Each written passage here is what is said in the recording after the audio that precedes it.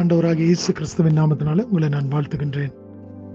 இந்த புதிய நாளுக்குள்ளாய் நானும் நீங்களும் பிரவேசித்திருக்கும் பொழுது தேவன் கிருபையாய் இறங்கி மறுபடியும் கூட இந்த ஜீவனுள்ளோர் தேசத்தில் ஒரு புதிய நாளை நமக்கு கட்டளையிட்டு தந்திருக்கின்றார். எத்தனையோ பேர்களுக்கு இந்த கிருபை, இந்த இரக்கம் பாராட்டப்படவில்லை என்று சொன்னாலும் உங்களுக்கும் எனக்கும் தேவன் இந்த நாளுக்குள்ளாய் பிரவேசிக்கும்படியாய் அவருடைய சமூகத்திலே வந்து இந்த நாளை நாம் துவங்கும்படியான கிருபையையும் பாக்கியத்தையும் தேவன் நமக்கு தந்திருக்கின்றார். நீதிமொழிகள் 15வது அதிகாரம் 29வது வசனத்தை வாசிக்கின்றேன். Proverbs chapter 15 verse 29. துன்மார்க்கருக்கு கர்த்தர் தூரமாயிருக்கிறார், நீதிமான்களின் ஜெபத்தையோ கேட்கின்றார். இந்த வேத வசனத்துல நாம் பார்க்கும் பொழுது இரண்டு விதமான ஜனங்களை குறித்து நாம் இந்த இடத்துல பார்க்கின்றோம், அல்லது இரண்டு விதமான குணாதிசயம் கொண்டவர்களை குறித்து நாம் பார்க்கின்றோம். முதலாவது பார்க்கும் பொழுது துன்மார்க்கருக்கு கர்த்தர் தூரமாய் இருக்கின்றாராம்.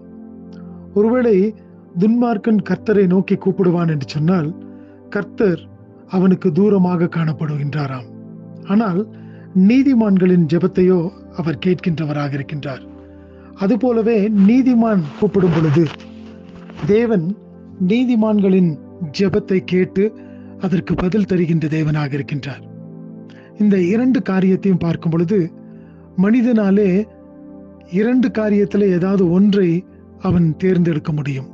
ஒன்று, துன்மார்க்கமான வழியிலே சென்று கர்த்தர் அவனுக்கு தூரமாய் இருக்கின்ற அந்த காரியத்தை அவனே அதை எடுத்துக்கொள்ள முடியும். மற்றொன்றை பார்க்கும் பொழுது அவன் நீதிமானாய் காணப்பட முடியும். எப்படி நீதிமானாய்?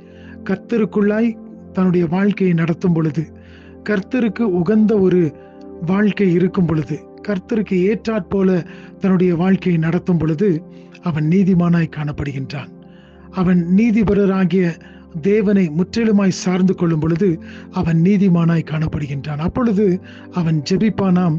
அந்த ஜெபத்தை கர்த்தர் கேட்கின்றவராய் அந்த ஜெபத்திற்கு பதில் தருகின்ற தேவனாய் இருக்கின்றாராம்.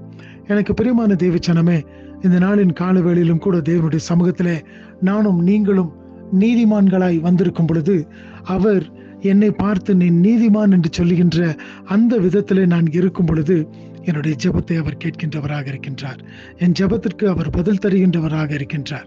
இந்த இரண்டிலே ஒன்றை தேர்ந்தெடுப்பது நம்முடைய கரத்தில் அல்லவோ இருக்கிறது.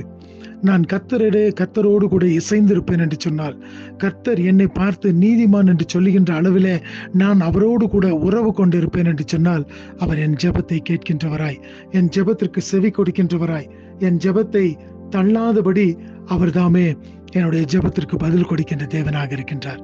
இந்த நாளிலும் கூட நாம் புதிய ஒரு நாளை துவங்கி இருக்கும் பொழுது இந்த நாளில் அநேக காரியங்களை தேவனுடைய சமூகத்தில் நாம் வைக்கின்றோம். நீதிமான்களாய் அவருடைய சமூகத்தில் வைக்கின்ற ஜெபங்களுக்கு அவர் செவி கொடுக்கின்ற தேவனாக, கேட்கின்ற தேவனாய், அதற்கு ஏற்ற பதிலை தருகின்ற தேவனாக இருக்கிறார். இந்த நாளிலும் கூட தேவனை நோக்கி கேட்கின்ற காரியங்களிலே அவர் நம்மீது பிரியப்படக்கூடிய விதத்துல காணப்படக்கூடியவராய் இருக்கட்டும். நம்முடைய எல்லா காரியத்தும் அவருடைய சமூகத்தில் கொடுப்போம்.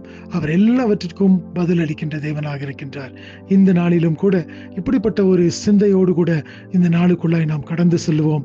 தேவன் தாமே உங்களை ஆசீர்வதிப்பாராக. ஆமென்.